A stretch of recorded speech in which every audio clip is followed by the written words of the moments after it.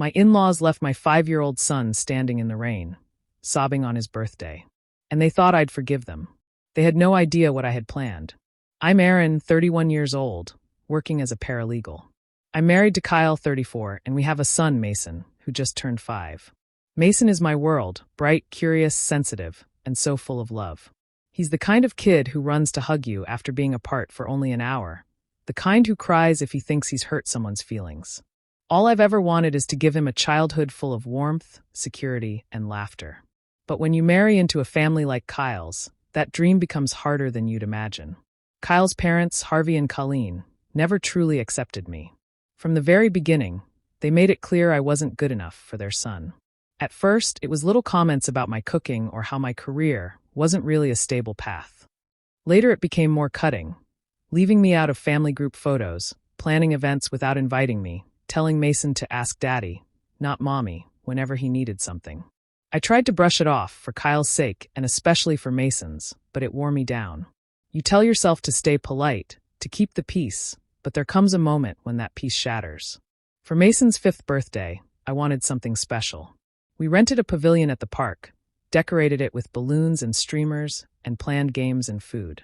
Mason had been talking about it for weeks, his little voice bubbling with excitement about seeing his friends and eating the cake shaped like his favorite superhero. That morning was hectic, and I asked Harvey and Colleen to pick him up from our house and bring him to the park while I finished setting up. It seemed like such a simple request, something any grandparents would be thrilled to do. I remember watching the sky turn gray as I set out the last of the cupcakes. A drizzle started, and I glanced at my phone, wondering why Mason hadn't arrived yet. Then I heard him. The sound of his sobs carried over the laughter of other kids already running around. I dropped everything and ran. And there he was, my little boy standing at the curb, drenched from the rain, clutching the wrapped box of Legos he'd been so excited about, tears streaking down his cheeks. Harvey and Colleen were in their car just a few feet away, sitting comfortably, pretending not to see. They made no move to get out, no attempt to walk him to me. When they saw me scoop Mason into my arms, they turned their faces forward, started the engine, and pulled away as if nothing had happened. That was the moment something inside me broke too. And I knew this time I wouldn't stay silent. The rain had picked up by the time Harvey's car finally pulled up near the curb. I was under the pavilion adjusting the decorations when I noticed Mason's small figure outside, his hair plastered to his forehead, his little arms clutching a box so tightly it looked like it was the only thing keeping him steady. He was crying so hard his whole body shook, the sound cutting through the chatter of the other kids. My stomach dropped. I ran from the shelter without thinking, my shoes splashing against the pavement, heart pounding. Seeing him like that, soaked, scared, abandoned, hit me like a punch. His present was wet, the paper peeling away, and his cheeks were streaked with rain and tears. I pulled him into my arms, whispering his name, feeling his fingers dig into me like he thought I might disappear too. When I looked up, I saw Harvey and Colleen in their car just a few feet away. They sat there dry and comfortable, eyes forward, deliberately avoiding mine. Not a single move to get out, no concern on their faces.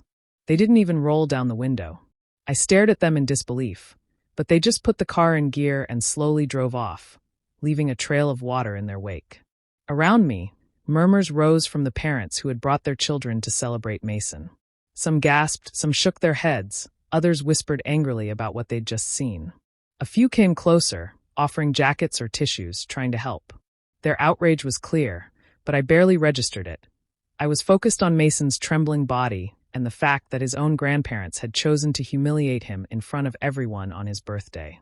By the time Kyle arrived later, Mason was calmer, sitting by my side with his cake in front of him, though his eyes still held that raw sadness that no child should ever know. When I told Kyle what had happened, his face went pale for a moment, but then he shrugged it off, muttering something about a misunderstanding, as if there were any possible excuse for abandoning a child in the rain. I didn't argue with him. I didn't raise my voice. I just stayed quiet, storing every detail away. The soaked clothes, the ruined wrapping paper, the way Mason's cries echoed through the park, the sight of Harvey and Colleen driving off without a glance. It was all burned into me, and I knew one day they would regret every second of it. Kyle might have thought my silence meant acceptance, but I wasn't letting this go. Back at home, after the party was over and the decorations were packed away, I couldn't stop replaying what I had seen. That scene wasn't some mistake, not a slip in judgment. It fit into a pattern I had been living with for years. Harvey and Colleen had never hidden the fact that they wanted Kyle's past life to remain front and center. Mara's name, Kyle's ex, was still dropped into conversations as though she were a part of our marriage. At family dinners, Colleen would casually bring her up, praising the meals she used to cook or the way she fit right in. It wasn't subtle. It was a reminder, every time, that I wasn't who they wanted. Their jabs didn't stop there. In their house, my meals were always under scrutiny. If I cooked, there was a comment about seasoning or texture, followed by exaggerated sighs about how Mara never had those issues. At first, I laughed it off, trying to keep things light. But after years of hearing the same sharp remarks dressed as jokes, I began to feel like they weren't mocking the food. They were mocking me. The most painful part was how they treated Mason. When he ran to me for answers, they redirected him, saying things like, "Go ask Daddy, not Mommy." It seemed small at first, but it piled up. They were teaching him, little by little, that I didn't matter, that I was secondary. Watching them undermine me in front of my son left a sting that never faded. One evening, after another tense visit, Mason crawled into my lap, his eyes downcast. In the quietest voice, he asked, "Mommy, why don't Grandma and Grandpa like me?" His question sliced through me. I held him, trying to find words that would protect his heart, but I had none. No child should wonder why the people who are supposed to love them treat them with such coldness. It was in that moment I knew this wasn't carelessness on their part. They weren't simply set in their ways. Every slight, every dismissal, every comparison was deliberate. They wanted to remind me that Mason and I were outsiders, and they relished the power they thought they had. What made it worse was Kyle. Whenever I tried to explain how these moments hurt, he waved it away. He told me I was reading too much into things, that his parents didn't mean harm. But I could see where his loyalty stood. It wasn't with the family he had built. It was with the people who had never stopped treating us like we didn't belong. The realization hit me slowly but firmly. I was alone in this marriage, raising a child in a place where my husband couldn't, or wouldn't, see the damage being done. And that was when the cracks started to spread wider than I could ignore. The days that followed felt heavy, but beneath the weight of it all, something inside me had shifted. I knew I couldn't move forward pretending things would get better on their own. The moment Mason was left in the rain had forced me to see the truth I had been avoiding. If I didn't act, my son would grow up thinking neglect and cruelty were acceptable. That thought alone was enough to make my choice clear. Quietly, without saying a word to Kyle or anyone else, I reached out to a family lawyer. I needed to understand exactly where I stood and what my options were if I decided to walk away. Sitting in that office, hearing about custody arrangements and financial rights, made the situation real in a way it hadn't been before. It was frightening, but also empowering. For the first time in a long time, I felt like I was doing something to take back control. From that point on, I began gathering everything I could. Old text threads where Colleen mocked me, voicemails where Harvey dismissed my concerns, and most importantly, accounts from the parents who had seen what happened at the park. I spoke to a few of them discreetly, and they agreed to provide statements. Each piece of evidence was like another brick laid in the foundation of the future I was building for Mason. At home, I kept my emotions tightly sealed. On the surface, I was calm, smiling when necessary, keeping conversations with Kyle neutral, carrying on with daily routines. Inside, however, I was pulling further away. Every time he brushed off what had happened or tried to smooth things over with excuses, I felt myself detach a little more. I no longer looked at him as a partner, but as someone standing in the way of my son's well-being. It wasn't rage that guided me anymore. The anger I'd felt in the moment had burned out, leaving behind something sharper and steadier. My decisions weren't about punishing Harvey and Colleen, or even Kyle. They were about creating safety and stability for Mason, a life where he wouldn't question if he was unwanted or unloved. That became my purpose, and I held on to it quietly, preparing for the moment when I would make my move. Every smile I gave, every nod I offered, was part of the mask I wore until the time was right. On the inside, though, I was no longer waiting for anyone to change. I was done hoping. I was planning. Dinner at the in-laws' house had always been an exercise in patience for me, but that evening tested every limit I had left. The table was set as it usually was, Colleen fussing over her dishes, Harvey talking about nothing but himself, Kyle trying to keep the peace. Mason sat beside me, small hands in his lap, quiet but polite. He never complained much, though I could always tell when he was uncomfortable. Halfway through the meal, Colleen insisted he try a dish he clearly didn't want. Mason shook his head gently, whispering that he didn't like it.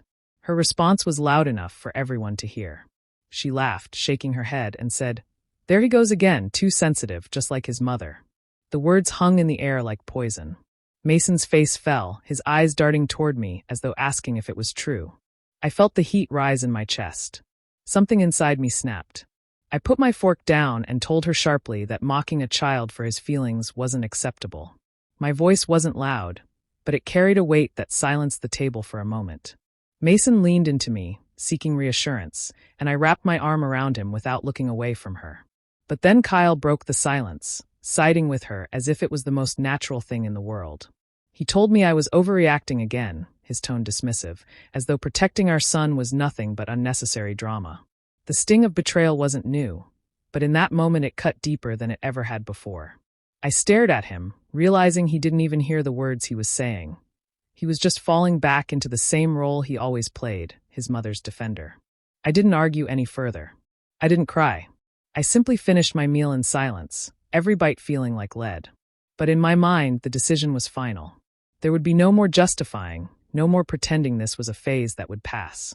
I would not allow Mason to grow up in an environment where he was belittled and dismissed, where even his father chose not to stand by him. That night, as I tucked Mason into bed and watched him drift to sleep, I felt clarity wash over me. I looked at his peaceful face, his small chest rising and falling, and knew with certainty I was done. The life we were living was no longer something I could tolerate, and from that point forward, every step I took would be toward giving him a home free of cruelty. The line had been crossed, and there was no turning back. I moved carefully, making sure every step was quiet, deliberate, and hidden. By the time the next Sunday rolled around, everything was already in motion. The paperwork had been filed, the evidence submitted, and the date chosen. All I had to do was show up for dinner one last time and let the plan unfold exactly as I had arranged it. The meals started as they always did. Colleen bragging about her recipes, Harvey dominating conversation, Kyle nodding along. I sat there with Mason beside me, calm on the outside, my mind focused on what I knew was coming. My heart pounded, but it wasn't from fear anymore. It was anticipation. Halfway through, the front door opened, and a man in a suit stepped inside. He carried a folder in his hand and asked for Kyle by name. The entire room went still. Kyle looked confused, then stood, only to be handed the papers in front of everyone. His face drained of color as he realized what they were. The process server stated his duty plainly and left as quickly as he had arrived, leaving the weight of the documents on the table between us. The silence that followed was heavier than any argument we had ever had. Harvey demanded to know what was going on, Colleen's eyes darting from me to the papers, her mouth tightening. Kyle just stared, his lips parted but no words coming out.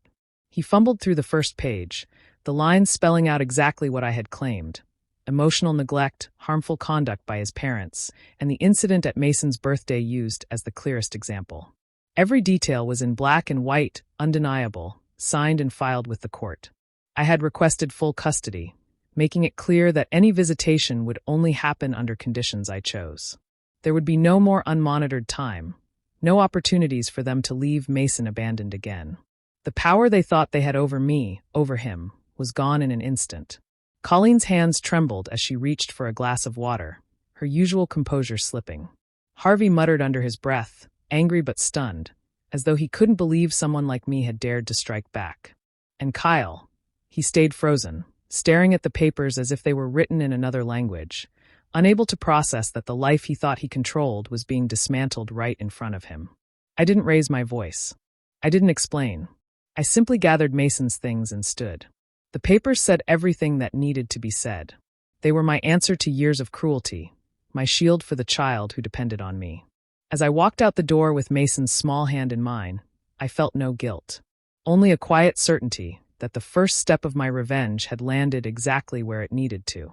The day in court felt like the air itself was charged, every movement echoing louder than it should have. I sat at the petitioner's table, a stack of files neatly arranged in front of me, each page carefully collected over the weeks I had been preparing.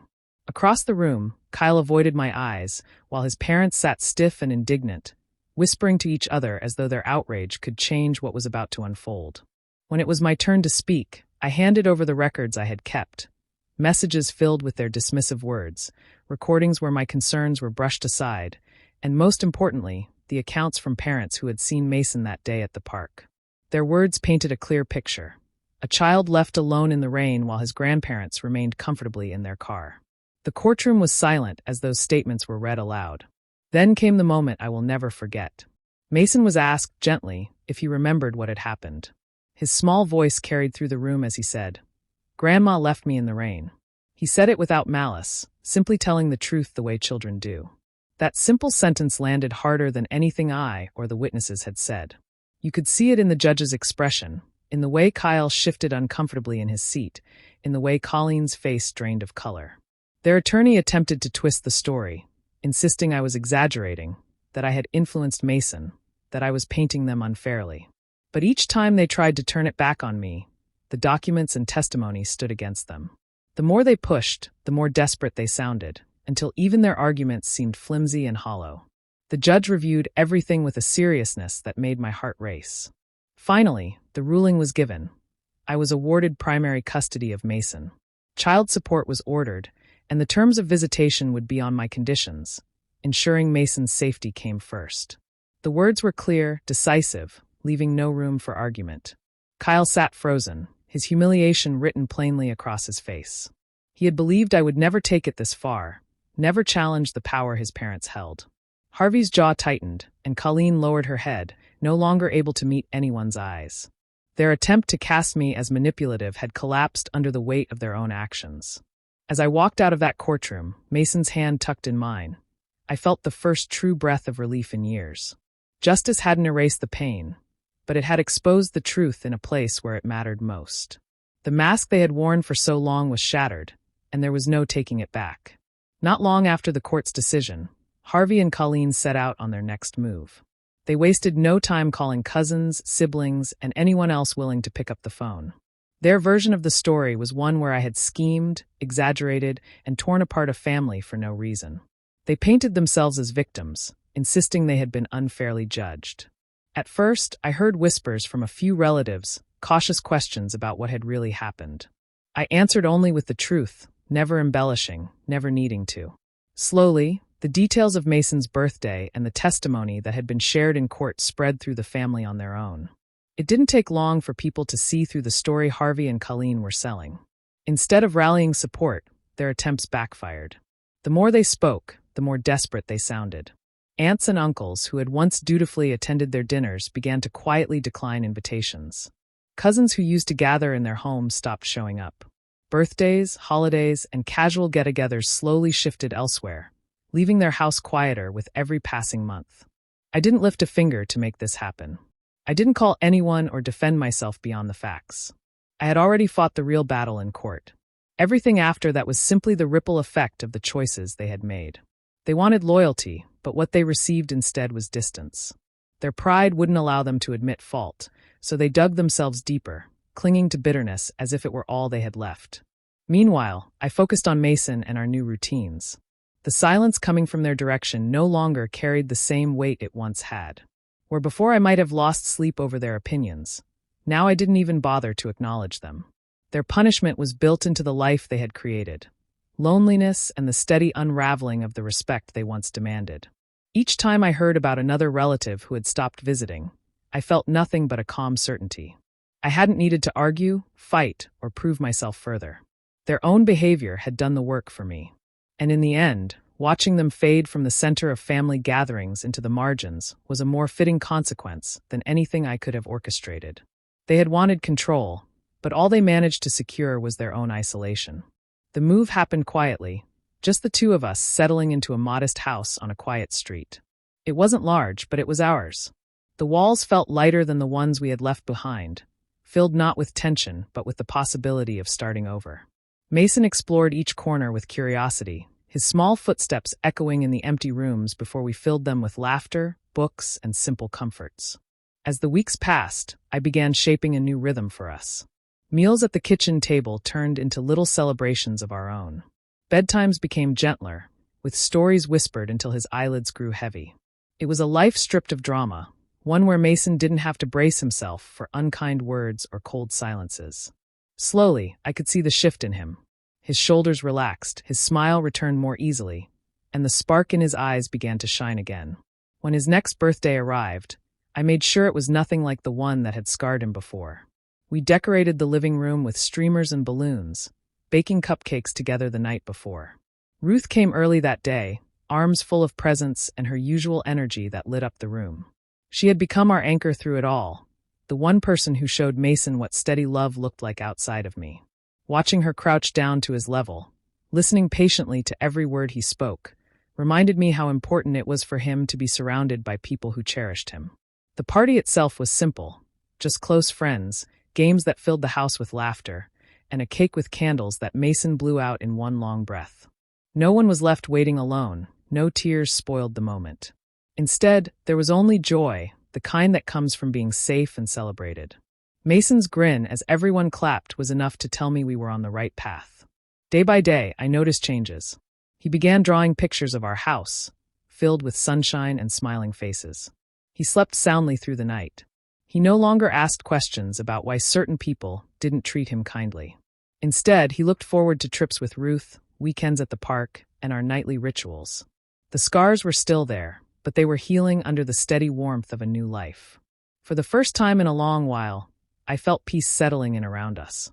The space might have been smaller, but the love inside it was bigger than anything we had known before. Mason was no longer the child left out in the rain. He was a boy learning that he was safe, wanted, and deeply loved. And that, more than anything, made the struggle worth it. Months passed before Kyle's number lit up my phone again. His voice carried a weight I had never heard before, shaky, broken, almost desperate. He talked about mistakes, about not realizing what he had until it was gone, about wanting to start over. For a brief moment, I listened in silence, but then the truth settled heavy in my chest. I told him calmly. I needed a husband who could stand beside me, and Mason needed a father who would protect him. You chose to be a dutiful son instead. That's something I can never forget. The line went quiet after that, and whatever hope he had faded. Not long after, messages began arriving from his parents. They softened their tone now, asking to visit, saying they missed Mason. But their words felt hollow, like apologies spoken too late. I thought about Mason's little face that day at the curb, about his question, why the people who should love him didn't. That memory answered for me. I sent back one reply. He doesn't need anyone who could leave him crying on his birthday. He has enough love without you. After that, I blocked their numbers. Life carried on. Mason thrived in ways I hadn't seen before, lighter, happier, free of the shadows that once hovered over him. He began to build new bonds with those who genuinely cared, people who never made him doubt his worth. With every smile, every laugh, I knew we had broken free from the cycle of pain. When his 6th birthday arrived, the house filled with laughter and warmth. Balloons lined the walls, his favorite music played, and the people around him cheered as he leaned over the cake, eyes glowing in the candlelight. I stood back for a moment, just watching him soak in the joy, surrounded by family and friends who adored him. His cheeks puffed as he blew out the candles, and the room erupted in claps and cheers. Far away, the ones who once tried to control us sat in silence, left with nothing but their pride and their regrets. They were no longer part of his world, no longer able to steal his light. I didn't need to raise my voice or plot anything cruel. The life they were excluded from was punishment enough. As I looked at Mason grinning, his hands sticky with frosting and his heart full of love, I realized what true victory meant. It wasn't about proving them wrong with words or revenge in the usual sense. It was about giving my son a home untouched by cruelty. It was about showing him what safety and love looked like. The best revenge doesn't come from anger. It comes from building a life they can never reach, one where the child they tried to hurt only knows joy, while they remain nothing more than a memory. Do you think I made the right choice by walking away, or should I have given them another chance? I'd love to hear your thoughts in the comments. And if you enjoy stories like mine, don't forget to subscribe.